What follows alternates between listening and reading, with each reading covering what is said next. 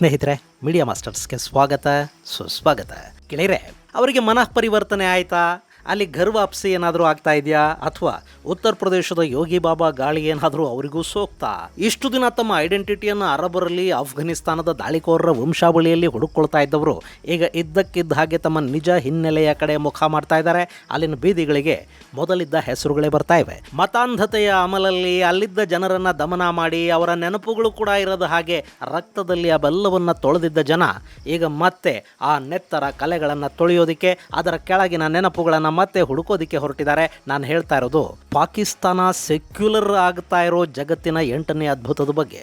ಅಲ್ಲಿನ ಪ್ರಮುಖ ನಗರ, ಅತಿ ಹೆಚ್ಚು ಜನರನ್ನು ಹೊಂದಿರುವ ನಗರಗಳ ಪೈಕಿ ಒಂದು ಅನ್ನಿಸ್ಕೊಳ್ಳೋ ನಗರದ ಬೀದಿಗಳಲ್ಲಿ ಮತ್ತೆ ಲಕ್ಷ್ಮಿ, ಕೃಷ್ಣ, ರಾಮನ ಹೆಸರುಗಳು ರಾರಾಜಿಸಲಿವೆ. ರಹೀಮಾ ಅಂತ ಬದಲಿಸಿಕೊಂಡ ರಸ್ತೆಗೆ ರಾಮನ ಹೆಸರು ಬರ್ತಾ ಇದೆ. ಹಾಗಾದರೆ ಏನಿದು ಪಾಕಿಸ್ತಾನದ ವಿಚಿತ್ರ ಬದಲಾವಣೆ? ಅದಕ್ಕೆ ಕಾರಣ ಏನು? ಬನ್ನಿ ನೋಡೋಣ.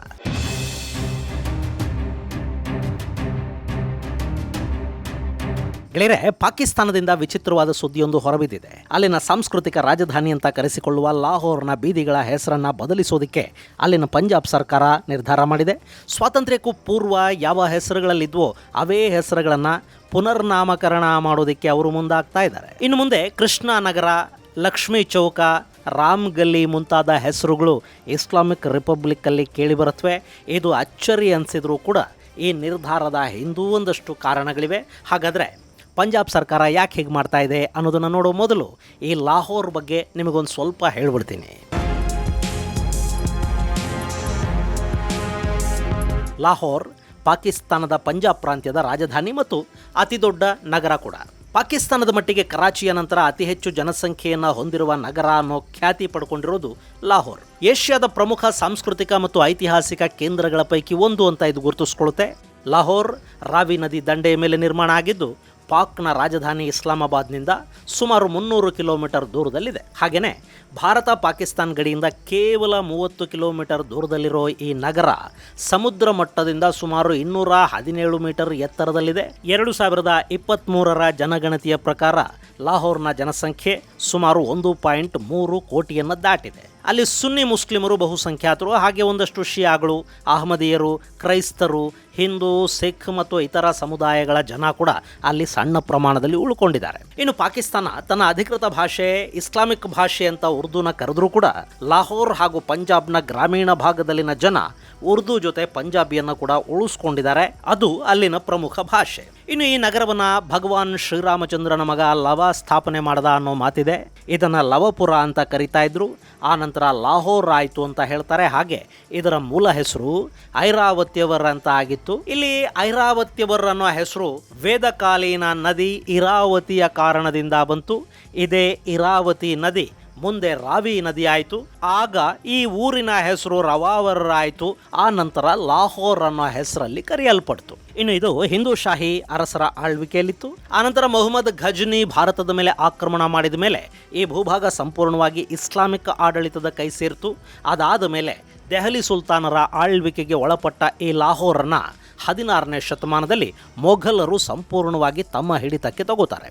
ಅಕ್ಬರ್, ಜಹಾಂಗೀರ್, ಶಾಜಹಾನ್ ಮತ್ತು ಔರಂಗಜೇಬನ ಕಾಲದಲ್ಲಿ ಲಾಹೋರ್ ಸ್ವಲ್ಪ ಮಟ್ಟಿಗೆ ಅಭಿವೃದ್ಧಿಯನ್ನು ಕೂಡ ಕಾಣುತ್ತೆ. ಆನಂತರ 19ನೇ ಶತಮಾನದ ಮಧ್ಯಭಾಗದಲ್ಲಿ ಈ ಲಾಹೋರ್ ಸಿಖ್ ಸಾಮ್ರಾಟ ರಣಜಿತ್ ಸಿಂಗ್ ಅವರ ಕೈಗೆ ಬರುತ್ತೆ.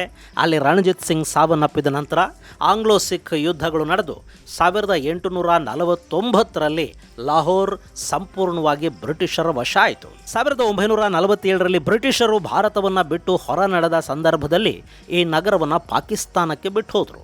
ಅದರ ಫಲವಾಗಿ ಲಾಹೋರ್ ಪಾಕಿಸ್ತಾನದ ಪಂಜಾಬ್ ಪ್ರಾಂತ್ಯದ ರಾಜಧಾನಿಯಾಗಿ ಗುರುತಿಸ್ಕೊಳ್ತು. ಇನ್ನು ಲಾಹೋರ್ ಪಾಕಿಸ್ತಾನದ ಪ್ರಮುಖ ಆರ್ಥಿಕ ಕೇಂದ್ರ ಅನ್ನಿಸ್ಕೊಳ್ಳುತ್ತೆ. ಇಂಜಿನಿಯರಿಂಗ್, ಟೆಕ್ಸ್ಟೈಲ್ಸ್, ಯಂತ್ರೋಪಕರಣಗಳು, ವಾಹನಗಳು, IT ಮತ್ತು ಆಹಾರ ಸಂಸ್ಕರಣೆಯಂಥ ಕ್ಷೇತ್ರಗಳಲ್ಲಿ ಲಾಹೋರ್ನ ಹೆಸರು ಕೇಳಿಬರುತ್ತೆ. ಇಂಥ ಲಾಹೋರ್ ಪಾಕಿಸ್ತಾನದ ಸಾಂಸ್ಕೃತಿಕ ರಾಜಧಾನಿ ಅಂತ ಕೂಡ ಕರೆಸ್ಕೊಳ್ಳುತ್ತೆ. ಆದರೆ ಭಾರತ ಮತ್ತು ಪಾಕಿಸ್ತಾನಗಳು ಬೇರೆಯಾದ ಸಂದರ್ಭದಲ್ಲಿ ಲಾಹೋರ್ ಪ್ರಾಂತ್ಯದಲ್ಲಿ ನಡೆದ ಮಾನವ ಹತ್ಯೆಗಳನ್ನು ನೆನಪು ಮಾಡಿಕೊಂಡ್ರೆ ಅವರ ಅನಾಗರಿಕತೆಯ ಅನಾವರಣ ಕೂಡ ಅಲ್ಲಿ ಆಗತ್ತೆ. ಗೆಳೆಯರೆ, 1947ರಲ್ಲಿ ಭಾರತ ಮತ್ತು ಪಾಕಿಸ್ತಾನಗಳು ಬೇರೆ ಆದವಲ್ಲ, ಆಗ ರೈಲುಗಳಲ್ಲಿ ಹೆಣಗಳು ಬಂದವು ಅನ್ನೋದನ್ನು ನೀವು ಕೇಳಿರಬೇಕು. ಅದು ಈ ಲಾಹೋರ್ನಿಂದಲೇ ಶುರುವಾಯಿತು. ಅವತ್ತಿಗೆ ಪಶ್ಚಿಮ ಪಾಕಿಸ್ತಾನ ಅಂತ ಕರೆಸಿಕೊಳ್ತಾ ಇದ್ದ ಇವತ್ತಿನ ಪಾಕಿಸ್ತಾನದಿಂದ ಭಾರತಕ್ಕೆ ಬರ್ತಾ ಇದ್ದ ರೈಲುಗಳಲ್ಲಿ ಪುರುಷರ ಹೆಣಗಳ ಜೊತೆ ಅತ್ಯಾಚಾರಕ್ಕೊಳಗಾದ ಮಹಿಳೆಯರು ಪ್ರಾಣವನ್ನ ಅಂಗೈಯಲ್ಲಿಟ್ಕೊಂಡು ಜೀವಂತ ಶವಗಳ ಹಾಗೆ ಭಾರತಕ್ಕೆ ಬಂದರು. ಸಾಕಷ್ಟು ಜನ ಅಲ್ಲಿ ತಮ್ಮ ಆಸ್ತಿಪಾಸ್ತಿಗಳನ್ನು ಹಾಗೆ ಅಲ್ಲಲ್ಲೇ ಬಿಟ್ಟು ಉಟ್ಟ ಬಟ್ಟೆಗಳಲ್ಲಿ ಓಡಿ ಬಂದರು. ಅಲ್ಲೇ ಸಾಕಷ್ಟು ವರ್ಷಗಳ ಕಾಲ ಅವರ ಜೊತೆಗೆ ಸಹಬಾಳ್ವೆ ನಡೆಸಿದ್ದ ಜನನೇ ಅವರ ಪಾಲಿಗೆ ಬತ್ತು ಶತ್ರುಗಳಾಗಿ ಹೋದರು. ಅದಕ್ಕೆ ಕಾರಣ ಮತದ ಅಮಲು ಮತ್ತು ದುರಾಸೆ. 1947 ಹೊತ್ತಿಗೆ ಲಾಹೋರಲ್ಲಿದ್ದ ಒಟ್ಟು ಜನಸಂಖ್ಯೆ ಪೈಕಿ 64.5% ಮುಸಲ್ಮಾನರಿದ್ದರೆ ಇನ್ನುಳಿದ 35% ಹಿಂದೂ, ಸಿಖ್ ಮತ್ತು ಜೈನರಿದ್ದರು. ಅಲ್ಲಿ ಮುಸ್ಲಿಮರ ಸಂಖ್ಯೆ ಹೆಚ್ಚಾಗಿತ್ತು ಅನ್ನೋದು ನಿಜ. ಆದರೆ ಅಲ್ಲಿದ್ದು 80% ಭೂಮಿಯ ಒಡೆತನ ಈ 35% ಇದ್ದ ಸಿಖ್, ಜೈನ ಮತ್ತು ಹಿಂದೂಗಳ ಕೈಯಲ್ಲಿತ್ತು. ಇದು ಮುಸ್ಲಿಮರ ಹೊಟ್ಟೆ ಕಿಚ್ಚಿಗೆ ಕಾರಣ ಆಯಿತು. ದೇಶ ವಿಭಜನೆಯಾಗಿ ಲಾಹೋರ್ ಪಾಕಿಸ್ತಾನ ಅನ್ನೋ ಇಸ್ಲಾಮಿಕ್ ದೇಶದ ಭಾಗ ಆದ ಮೇಲೆ ಆಸ್ತಿ ಹಿಂದೂಗಳ ಕೈಯಲ್ಲಿರೋದನ್ನ ಅಲ್ಲಿನ ಮುಸ್ಲಿಮರು ಸಹಿಸಿಕೊಳ್ಳಲಿಲ್ಲ. ಹೀಗಾಗಿ ಮುಸ್ಲಿಮೇತರರ ಮೇಲೆ ದಾಳಿಗಳು ಶುರುವಾದವು. ಅವರನ್ನು ಉಟ್ಟ ಬಟ್ಟೆಯಲ್ಲಿ ಅಲ್ಲಿಂದ ಓಡಿಸೋ ಕೆಲಸ ನಡೀತು. ಅಲ್ಲ, ಲಾಹೋರ್ ಪಾಕಿಸ್ತಾನದ ಭಾಗ ಆಗುತ್ತೆ ಅಂತ ಗೊತ್ತಿದ್ರೂ ಕೂಡ ಅಲ್ಲಿ ಹಿಂದೂಗಳು ಉಳ್ಕೊಂಡಿದ್ದಾದರೂ ಯಾಕೆ ಅನ್ನೋ ಪ್ರಶ್ನೆ ನಮ್ಮಲ್ಲಿ ಸಾಕಷ್ಟು ಜನರನ್ನು ಕಾಡಬಹುದು. ಗೆಳೆಯರೆ, ಅವತ್ತಿಗೆ ಲಾಹೋರ್ ಪಾಕಿಸ್ತಾನಕ್ಕೆ ಸೇರುತ್ತೆ ಅಂತ ಯಾರೂ ಕೂಡ ಅಂದುಕೊಂಡಿರಲಿಲ್ಲ. ಅದು ಭಾರತದ ಭಾಗವಾಗಿ ಉಳಿಯುತ್ತೆ, ಭಾರತದಲ್ಲೇ ಇರುತ್ತೆ ಅನ್ನೋ ಮಾತುಗಳಲ್ಲಿ ಕೇಳಿ ಬರ್ತಾ ಇದ್ವು. ಆದರೆ ಪಾಕಿಸ್ತಾನಕ್ಕೊಂದು ಅಚ್ಚುಕಟ್ಟಾದ ನಗರದ ಅನಿವಾರ್ಯತೆ ಇದೆ ಅಂತ ಬ್ರಿಟಿಷರು ಭಾವಿಸಿದ್ರು. ಅಲ್ಲಿ ಕರಾಚಿಯನ್ನು ಬಿಟ್ಟರೆ ಬೇರಿನ್ಯಾವ ದೊಡ್ಡ ನಗರವೂ ಇರಲಿಲ್ಲ. ಹೀಗಾಗಿ ಲಾಹೋರನ್ನು ಬ್ರಿಟಿಷರು ಪಾಕಿಸ್ತಾನಕ್ಕೆ ಬಿಟ್ಟುಕೊಟ್ರು. ಅದು ದೊಡ್ಡ ಮಟ್ಟದ ಎಡವಟ್ಟಿಗೆ ಕಾರಣ ಆಯಿತು. ಅಲ್ಲಿ ಹಿಂದೂ, ಸಿಖ್, ಜೈನ ಸಮುದಾಯ ಸಿಕ್ಕಾಕೊಳ್ತು. ಅವರಿಗೆ ಜೀವಂತವಾಗಿ ವಾಪಸ್ಸು ಬರೋದಕ್ಕೆ ಕೂಡ ಅಲ್ಲಿನ ಮತಾಂಧರು ಅವಕಾಶವನ್ನು ಕೊಡಲಿಲ್ಲ. ಪುರುಷರನ್ನು ಕೊಂದರು.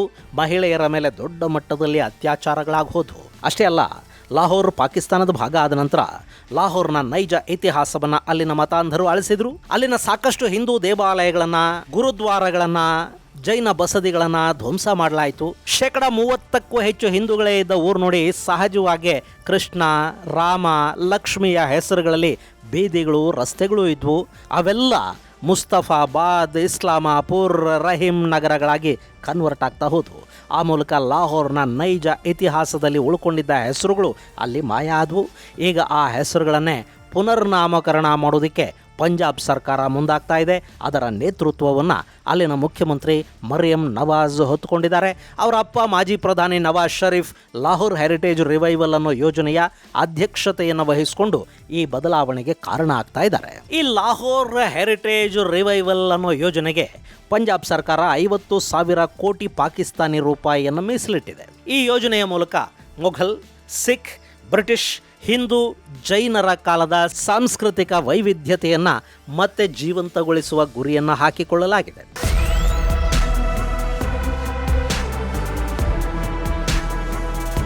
ಇನ್ನು ಇಲ್ಲಿ ಕೇವಲ ಬೀದಿಗಳ ಹೆಸರು ಬದಲಾವಣೆ ಮಾತ್ರ ಅಲ್ಲ, ಚರ್ಚುಗಳು, ಗುರುದ್ವಾರಗಳು ಮತ್ತು ಇತರ ಐತಿಹಾಸಿಕ ಸ್ಥಳಗಳನ್ನು ಪುನಃಸ್ಥಾಪಿಸುವ ಮೂಲಕ ಪ್ರವಾಸೋದ್ಯಮವನ್ನು ಪ್ರೋತ್ಸಾಹಿಸುವುದಕ್ಕೆ ಪಾಕಿಸ್ತಾನ ಮನಸ್ಸು ಮಾಡಿದೆ. ಹಾಗೆ ನೋಡಿದರೆ ಲಾಹೋರ್ನ ಅನೇಕ ಬೀದಿಗಳ ಹೆಸರನ್ನು ಸ್ವಾತಂತ್ರ್ಯ ನಂತರದಲ್ಲಿ ಬದಲಿಸಿದ್ರಲ್ಲ, ಆ ಹೆಸರುಗಳು ಜನರ ಮನಸ್ಸಿಂದ ಇವತ್ತಿಗೂ ಮರೆಯಾಗಿಲ್ಲ. ಅಲ್ಲಿನ ಸಾಕಷ್ಟು ಸ್ಥಳೀಯರು ಇವತ್ತಿಗೂ ಆ ಪ್ರದೇಶಗಳನ್ನು ಹಳೆಯ ಹೆಸರುಗಳಿಂದಲೇ ಗುರುತಿಸ್ತಾರೆ. ಈಗ ಅದೇ ಹೆಸರುಗಳನ್ನೇ ಪುನಃಸ್ಥಾಪಿಸುವ ಹೊಸ ಯೋಜನೆಯನ್ನು ಪಾಕಿಸ್ತಾನದ ಪಂಜಾಬ್ ಸರ್ಕಾರ ಹಾಕ್ಕೊಂಡಿದೆ. ಇಲ್ಲಿ ಕೆಲ ನಗರಗಳ ಉದಾಹರಣೆಗಳನ್ನು ನಾವು ನೋಡೋದಾದರೆ, ಇಸ್ಲಾಂಪುರ ಇನ್ನು ಮುಂದೆ ಕೃಷ್ಣನಗರ ಆಗಿ ಬದಲಾಗುತ್ತೆ. ಬಾಬ್ರಿ ಮಸ್ಜಿದ್ ಚೌಕ್ ಅನ್ನೋ ಸರ್ಕಲನ್ನು ಜೈನ ಮಂದಿರ ಚೌಕ್ ಆಗಿ ಬದಲಾಯಿಸ್ತಾ ಇದ್ದಾರೆ. ಹಾಗೆ ಫಾತಿಮಾ ಜಿನ್ನಾ ರೋಡನ್ನು ಕ್ವೀನ್ಸ್ ರೋಡ್ ಆಗಿ ಕರೆಯಲಾಗ್ತಾ ಇದೆ. ರೆಹಮಾನ್ ಗಲ್ಲಿ ರಾಮ್ ಗಲ್ಲಿ ಆಗಿ, ಮುಸ್ತಫಾಬಾದ್ ಅನ್ನೋದು ಧರ್ಮಪುರ ಅನ್ನೋ ಹೆಸರಿನಿಂದ ಇನ್ನು ಮುಂದೆ ಗುರುತಿಸಿಕೊಳ್ಳುತ್ತೆ. ಈ ಮೂಲಕ ಪಾಕಿಸ್ತಾನದ ಲಾಹೋರಲ್ಲಿ ಇನ್ನಷ್ಟು ಹೆಸರುಗಳು ಕೂಡ ಬದಲಾಗುತ್ತವೆ ಅನ್ನೋ ಸಂದೇಶವನ್ನು ಕೊಡಲಾಗಿದೆ. ಇನ್ನು ಪಾಕಿಸ್ತಾನದ ಪಂಜಾಬ್ ಸರ್ಕಾರದ ಈ ನಿರ್ಧಾರವನ್ನು ಲಾಹೋರ್ನ ಬಹುತೇಕರು ಸ್ವಾಗತಿಸಿದ್ದಾರೆ. ಇಷ್ಟಾದರೂ ಕೆಲವರು ಇದನ್ನು ದುಂದುವೆಚ್ಚ ಅಂತ ಹೇಳ್ತಾ ಇದ್ದಾರೆ. ಯಾಕೆಂದರೆ ಈ ಹಣವನ್ನು ಪಂಜಾಬ್ ಸರ್ಕಾರ ತನ್ನ ಬೊಕ್ಕಸದಿಂದ ಖರ್ಚು ಮಾಡಬೇಕು. ಜನರ ತೆರಿಗೆಯ ಹಣವನ್ನು ಸರ್ಕಾರ ಹಾಳು ಮಾಡ್ತಾ ಇದೆ ಅಂತ ಕೆಲವರು ಅಲ್ಲಿ ಕೂಡ ಅಪಸ್ವರವನ್ನ ತೆಗೆದಿದ್ದಾರೆ. ಇನ್ನು ಪಾಕಿಸ್ತಾನ ಯಾಕೆ ಹೇಗೆ ಮಾಡ್ತಾ ಇದೆ, ಅವ್ರು ಇಷ್ಟೊಂದು ಸೆಕ್ಯುಲರ್ ಆಗೋದಿಕ್ಕೆ, ಭಾರತೀಯ ಬೇರುಗಳನ್ನು ಮತ್ತೆ ಹುಡುಕೋದಿಕ್ಕೆ ಕಾರಣ ಏನು? ಗೆಳೆಯರೆ, ಈ ಪಾಕಿಸ್ತಾನ ಅವತ್ತು ಪಾಕಿಸ್ತಾನಕ್ಕಾಗಿ ಬೇಡಿಕೆ ಇಟ್ಟವರು, ಹಾಗೆ ಇವತ್ತು ಭಾರತದಲ್ಲಿದ್ದು ಪಾಕಿಸ್ತಾನವನ್ನ ಪ್ರೀತಿಸುವ ಜನ ಇದ್ದಾರೆ ನೋಡಿ, ಅವರು ತಮ್ಮ ಐಡೆಂಟಿಟಿಯನ್ನು ಅರಬ್ ಮೂಲದಲ್ಲಿ ಹುಡುಕೊಳ್ಳೋ ಪ್ರಯತ್ನವನ್ನು ಮಾಡ್ತಾರೆ. ಇನ್ನು ಪಾಕಿಸ್ತಾನ ಅದಕ್ಕೊಂದು ಸ್ವತಂತ್ರ ಸಾಂಸ್ಕೃತಿಕ ಹಿನ್ನೆಲೆ, ಇತಿಹಾಸ ಆದರೂ ಏನಿದೆ? ಭಾರತದ ಐಡೆಂಟಿಟಿಯನ್ನು ಬಿಟ್ಟರೆ ಅವರಿಗೆ ಬೇರೆ ಏನೂ ಇರೋದಕ್ಕೆ ಸಾಧ್ಯನೇ ಇಲ್ಲ.